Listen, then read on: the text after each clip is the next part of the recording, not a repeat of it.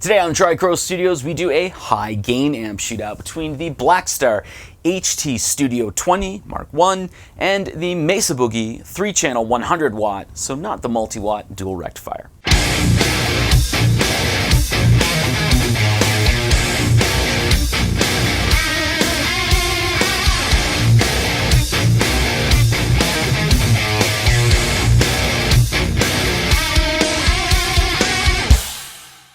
I would like to reiterate here that this is a high gain amp shootout. That's why it's titled this way. So you're not going to hear any cleans, you're not going to hear any breakups. It's just high gain geared towards metal. I'm also well aware that this is a 20 watt amp and this is a 100 watt amp, and there's a major price difference between the two. But one of the main reasons for me obtaining the Studio 20 once again was that I read in a few local for sale advertisements that it sounded exactly like a full-size dual rectifier, so I wanted to put that to the test, and I also wanted to give like a little bit of a place for someone who may read something like that to kind of get a little more perspective on it. I'd also like to note that I am boosting both amps with an Ibanez TS9. But I do have two sound samples for you today, the first of which is a somewhat balanced EQ setting in drop B, whereas the second of which is a more scoop type setting in drop C.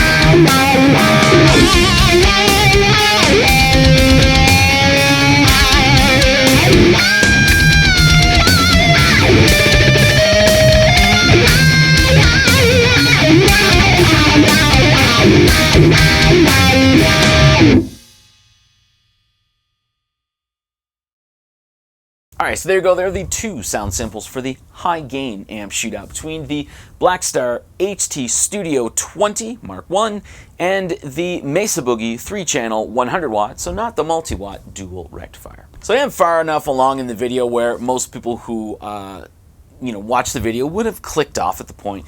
I do anticipate getting people that just click on the video to leave their 2 cents on, hey, this is a 20 watt amp versus a 100 watt amp. Do you not know that?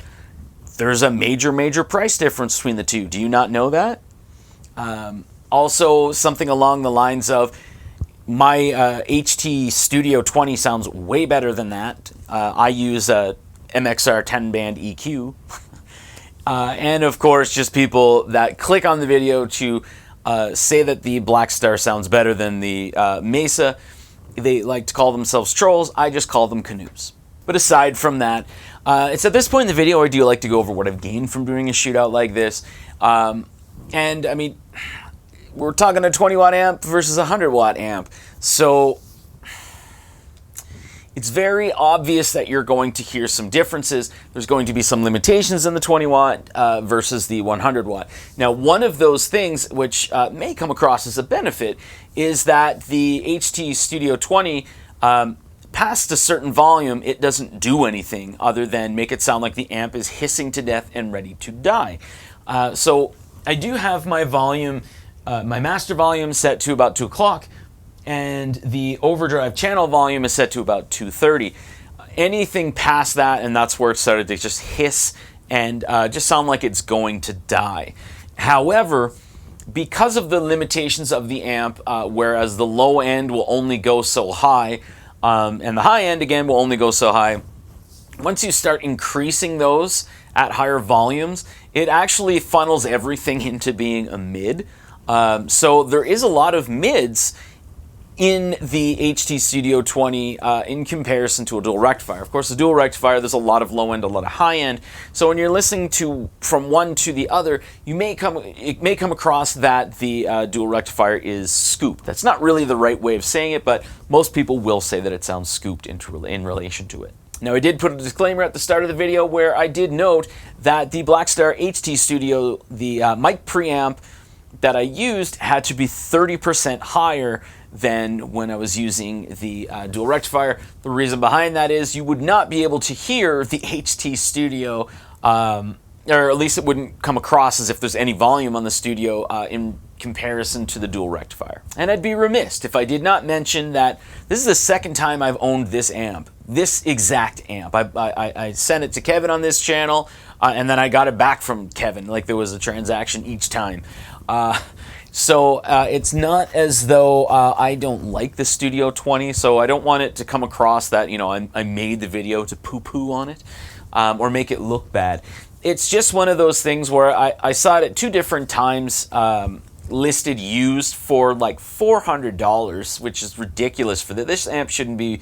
This should be between $200 and $300, not $400 or $500, which I have seen it. And basically the person was saying, oh, it sounds exactly like a full-size dual rectifier, which is absolutely ridiculous. It doesn't even sound like the lower wattage dual rectifier. It's definitely its own thing, but I think if this person was being genuine, I think what it is there was a little bit of gain in it.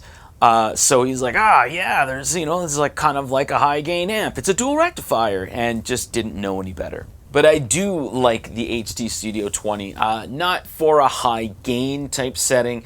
However, and I do say this with a lot of amps that I like, you pair that with a little bit of gain, like kind of in a breakup tone, and you put that with like a Stratocaster, and it just sounds absolutely amazing. But anyway, that is all I have to say. Hopefully I didn't really stir up a lot of canoe people out there, but I don't really care. But I do consider myself lucky to own both of these amps, and of course all of the gear that I do own.